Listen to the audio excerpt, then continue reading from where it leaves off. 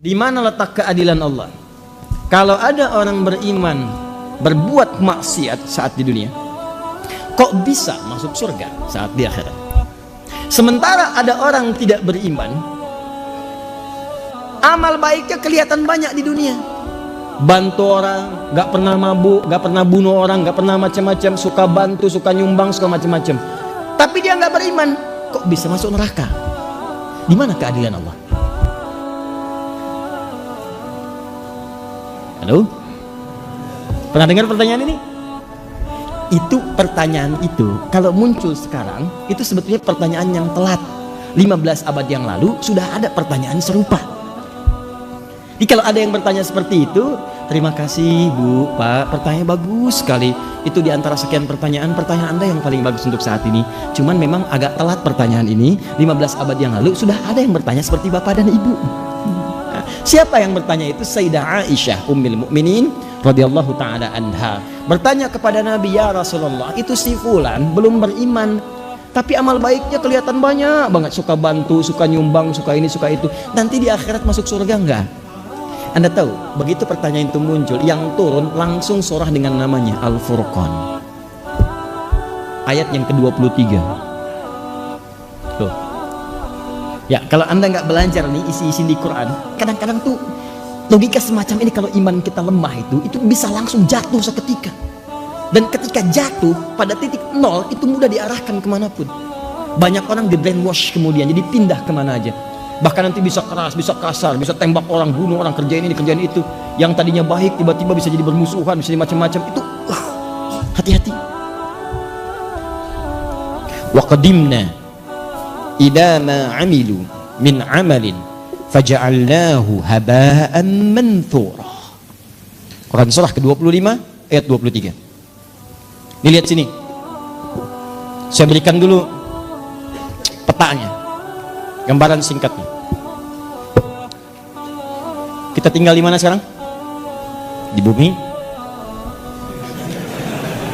Oh. Kenapa? Oh, ya sudah. Kalau sudah tidak ada harapan untuk kehidupan di bumi, maka saya sarankan pindahlah ke Bekasi. Karena banyak sekali harapan di Bekasi. Harapan Indah, Duta Harapan, sampai ujung harapan.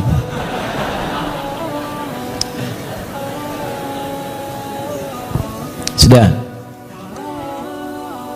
Di bumi ini sifatnya sementara atau sementerus abadi?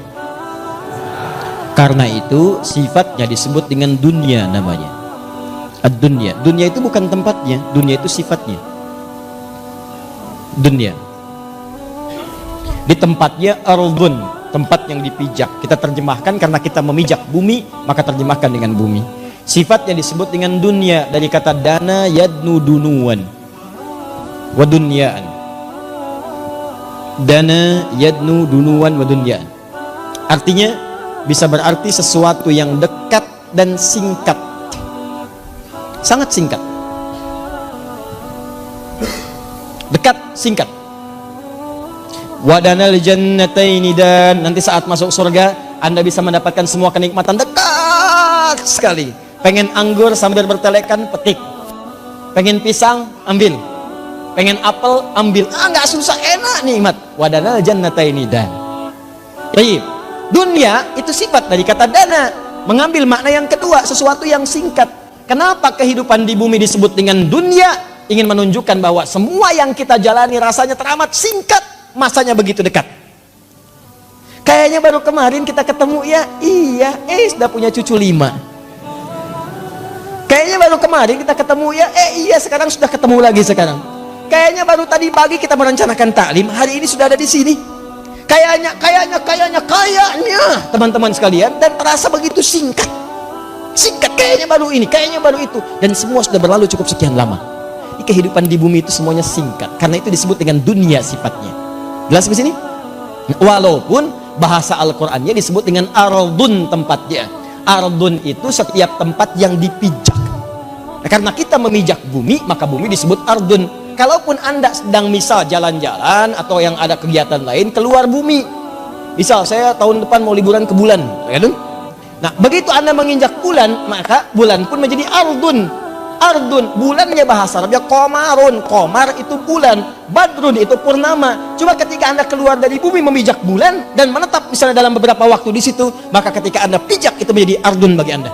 Kalau sudah jadi ardun, maka tetap berlaku hukum zikir kepada Allah Subhanahu wa taala. Inna fi khalqis samawati wal ard wa ikhtilafil laili wan la ayatil liulil. Siapa ulul albab itu? Alladzina yadhkuru qiyaman wa qu'udan wa 'ala. Walaupun Anda ke bulan, ke tempat lain misalnya, Anda berpijak, maka tidak mengurangi nilai zikir Anda kepada Allah Subhanahu wa taala. Saya contohkan bulan karena sudah ada orang yang pernah menginjak bulan. Ya, menurut sejarah. Siapa dia? Neil Armstrong. So lagi? Aldrin. Ya, ada 3 orang. Yang ketiga? Selamat namanya. Selamat ya. Armstrong dan Aldrin menginjak bulan dengan selamat. Ya. Nah, ini singkat. Ditulis. Masya Allah. Catatnya. Gak ada dalam sejarah itu. Baik. Pertama, Armstrong. Kedua, Aldrin. Ketiga, selamat. Dan jadi jangan main-main kalau sedang di bumi. Sudah jangan main-main, itu singkat. Ingat, kita itu begitu singkat. Dan kita celakanya, kita tidak tahu kapan kita pulang. Ini masalahnya. Dan mungkin saja bisa terjadi kapan yang tidak kita kehendaki. Malam ini bisa, besok bisa, kita tidak tahu kapan pulang. Kalau Anda sudah merasa yakin akan pulang, akan meninggal dan begitu singkat, maka orang cerdas pasti akan menyiapkan bekal untuk pulangnya. Kita jangan main-main lagi. Ya, ibadi, kata Allah dalam hadis qudsi, ibadi khalaqtuka lil ibadati fala tal'ab. Hambaku, aku ciptakan kau itu untuk banyak ibadah, jangan banyak mainnya. Wa ma khalaqtul jinna wal insa illa liya'budun. Wa qasamtu laka rizqaka fala tat'ab. Dan kamu mesti yakin aku telah tentukan kadar rizkimu, jangan terlalu lelah. Kerja ini hanya untuk mengumpulkan. Aku udah bagi, kamu berikhtiar, kamu dapat. Kamu mendekat kepada saya untuk ibadah, saya berikan keberkahan dan luaskan rizkimu. Kamu tinggalkan saya untuk mencari dunia, maka saya akan buat kamu sibuk dalam urusan dunia. Kamu merangkak mencari dunia, sibuk. Malam mikirin dunia, sore mikirin dunia, siang mikirin dunia. Dan kata Allah, saya pastikan kamu pun tidak akan meraih lebih daripada apa yang telah aku tetapkan untukmu. Di bawah secapek Anda pun dapatnya cuma segitu juga. Jangan terlalu banyak mainnya. Nah, jadi ketika Anda tinggalkan ini, bumi, pindah kemudian di satu tempat persimpangan, alam pemisah, disebut dengan barzakh. Barzakh itu pemisah. Bainahuma barzakhul la yabghiyan. Nah, kemudian tempatnya disebut dengan kubur. Afala ya'lamu idza bu'thira ma fil kubur. Nanti dari sini pindah kemudian ke akhirat. Di akhirat ini secara cepat baru kita bicara surga dan neraka. Surga dan neraka. Tengah-tengahnya ada Araf. Jadi kalau kita ingin bicara surga dengan neraka, fokus baik-baik, maka tempat yang dibicarakan bumi atau akhirat? Saya ulang. Di bumi ada surga tidak? Tidak. Ada neraka tidak? Tidak. Nah, di mana ada surga? Di akhirat. Kan pertanyaan tadi, kenapa dia tidak masuk surga, yang lain masuk surga? Berarti Anda sedang bicara hukum akhirat, bukan sedang bicara hukum dunia. Jelas? Nah, dalam kaidah mengatakan di setiap tempat yang berbeda pasti memiliki hukum yang tidak sama. Jangankan masalah akhirat, di bumi saja kalau tempatnya beda hukumnya tidak sama. Toilet Lebak Bulus akan beda dengan toilet Kampung Rambutan. Di sini bayar 1.000, sana 2.000. Parkiran sini 3.000, parkiran sana 4.000. Anda ke GGP dengan Grand Mall, jangan harap kemudian bayarnya sama. Saya dari GGP bayarnya segini, kenapa di sini beda? Kalau mau sama, Bapak parkir di Grand Mall sana. Bayarnya ke sini. Silahkan. Itu baru hukum dunia. Maka apalagi ketika Anda akan bawa ke hukum akhirat. Kalau Anda ingin pindah ke tempat yang lebih hebat lagi, tempat yang lebih bagus lagi, maka jangan samakan dengan hukum yang pernah Anda dapati saat berada di bumi. Makanya jangankan hukumnya, benda-benda bumi pun akan dibawa ke akhirat. Makanya ketika seseorang kemudian wafat itu artinya meninggalkan bumi, meninggalkan dunia, maka disebutlah kemudian telah meninggal dunia. Kenapa kalimatnya meninggal dunia? Orang sudah paham kok, wafat juga cukup wafat. Kenapa kalimat meninggal dunia dimunculkan? Maksudnya semua hukum-hukum dunia, bekal-bekal dunia akan ditinggalkan ketika dia meninggalkan tempat ini.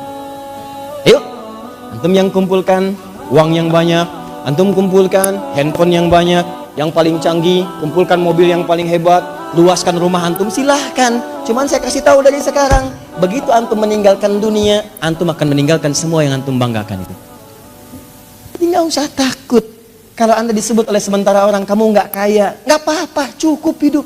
Toh orang kaya juga kalau meninggal nggak akan dibawa kekayaannya.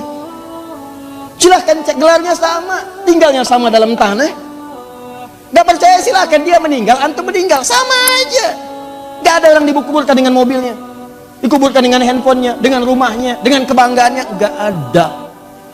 Kenapa? Karena yang dibawa ketika dia pulang ke tempat lain bukan bekal dunianya. Ini habis, tinggal. Apa yang dibawa ke akhirat? Yang dibawa itu bekal amal akhirat, bukan dunia. Jadi tidak adil kalau ada orang ke akhirat bawa bekal dunia, itu nggak adil.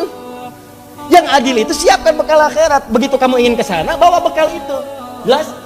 Nah sekarang persoalannya, apa bekal akhirat itu? Bekal akhirat itu cuma dua. Kalau ingin masuk surga, dua bekalnya. Satu iman, kedua amal soleh. Iman plus amal soleh. Gini caranya. Saya ulang. Satu iman, dua apa? Amal soleh. Buka Quran surah kedua Al-Baqarah ayat 25, paling kanan sebelah atas. Wa basyiril ladzina amanu, iman, wa amilus solihati, amal soleh, anna lahum jannatin tajri min tahtihal anhar. Maka orang yang punya iman dan membuktikan imannya dengan amal soleh itu, kami akan jamin muaranya dengan surga dengan segala keindahannya. Sungai-sungai mengalir di bawahnya dengan segala ragam dan jenisnya. Ada air susu, ada macam-macam, ada madu dan sebagainya. Maka kalau anda ingin masuk ke surga, bekalnya cuma dua. Satu apa? Iman. Kedua apa? Amal soleh. Ini bekalnya. Pertama iman, diberikan bekal semua. Semua yang lahir itu membawa iman dalam dirinya. Cuman yang merubah itu lingkungannya. Kullu mauludin yuladu 'alal fitrah. Semua yang lahir dari rahim manusia manapun membawa fitrah. Fitrah diantaranya apa? Keimanan. Dari mana taunya? Buka Quran surah 30 ayat 30. Fa'aqim wajhaka lid-dini hanifa. Hadapkan dirimu kepada din yang sesungguhnya, yang lurus, yang benar. Apa itu din? Islam. Tahu dari mana? Quran surah ketiga ayat 19. Inna dina indallahil Islam. Teruskan ayat yang tadi. Fa'aqim wajhaka lid-dini hanifa. Din Islam. Fitratallahi allati fataran nasa 'alaiha. Itulah fitrah yang Allah berikan pada setiap manusia. Dia orang itu semua lahir ada fitrah, fitrahnya itu beriman. Cuman sayang kata Nabi, kullu mauludin yuladu 'alal fitrah fa abawahu yuhawwidani aw yunassirani aw yumajjisani. Maka lingkungan abawa itu bukan cuma orang tua. Kadang orang tuanya muslim, disekolahkan di tempat yang bukan islami, terbawa, pindah keyakinan, iman hilang. Itu jadi masalah. Gaul di tempat orang yang tidak beriman, ke bawah, ngobrol diskusi ke bawah, pindah hilang keimanan. Itu bekal iman tidak ada, tinggal amal soleh. Apa bentuknya amal soleh? Nih, banyak. Setiap kegiatan kita berpeluang jadi amal soleh kalau dilakukan dengan iman. Contoh, mau duduk, bismillah. Begitu saya duduk, itu kalimat bismillah ya, itu yang menjadikan duduk saya mendapatkan pahala. Itu yang disebut dengan amal soleh. Saya ulang ya, saya ulang.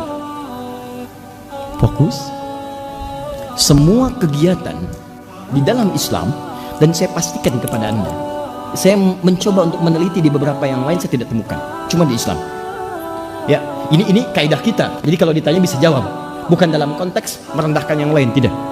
Perhatikan baik-baik. Cuma di dalam Islam yang semua aktivitasnya itu bersanding dengan doa, dari mulai bangun tidur sampai tidur lagi. Silahkan cek. Bangun tidur kita ada doanya? Ada. Cek di tempat lain, anda tidak akan temukan. Bahkan diatur.